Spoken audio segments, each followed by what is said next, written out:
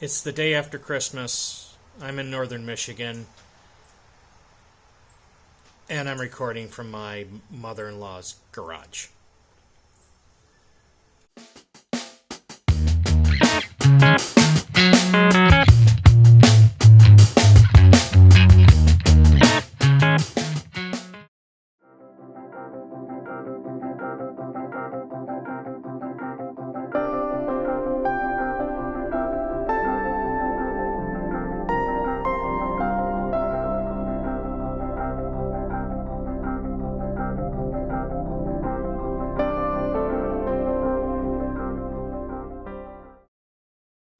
Herman Hunter again.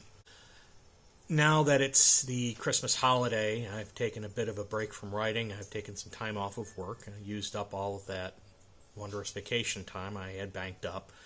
And that leaves me a little bit of time to record some videos, something of which I've been wholly negligent in doing. I started back on the blog posts, I think, late November, early December. The book had me very tied up. Now that I'm sending stuff off to be professionally edited, it gives me a little bit of time to breathe and do fun things like videos. The next book will be coming out in May 2024, late May 2024, hopefully May 21st. If you've been following my blog posts and tweets, you'll know that I will be splitting this book up into two parts, both of them roughly 50 to 55,000 words apiece. I go into more detail as to why I did this in the blog post and even in the foreword of the book. But suffice to say, one of the main reasons was it felt like the story was two separate books. And in addition to a bunch of other things I had going on, I thought it was just smart to split it in half. This may be a big mistake. I really don't know. Yours is pretty well received by the beta readers. The wife has read through it, loves the book. So that's a very, very good sign. Shipped it off mid-December for editing, should be coming back early January. The story itself takes place in a region known as the Orem. It's a prairie, open grassland region where it's very good for farming, primarily agrarian. A lot of cereal crops are grown there. Also, sheep and cattle are raised there. So it'd be kind of like the American Plain or maybe the Scottish Highlands, although I think Scotland is a little bit cooler than what this region would be. This is going to be west of where the Crooked Tower in the Wizard Stone is located, and north of the Sorrowing Sea. There's a river that runs through there. It's called the Orem, and there's a lake also there called the Orem as well. And the city itself is called the Orem. They're not horribly creative with their names there. The area was devastated during the War of the Prophets. It's been slow to rebuild. For a long time there, they had an expansion. They also had a plague of raiders and bandits. And in the time this story takes place, that period was over. It's been relatively peaceful, but now something new has shown up. In the past, the region of the Orem was the seat of a terrible, terrible king. And the story itself is connected to the events of the Revenant in the tomb. Needless to say, I'm building up sort of a backstory for a character I've always had planned. And as the story goes on, matter of fact, even from the outset in the prologue, it has connections to a much bigger drama than what I've written about thus far.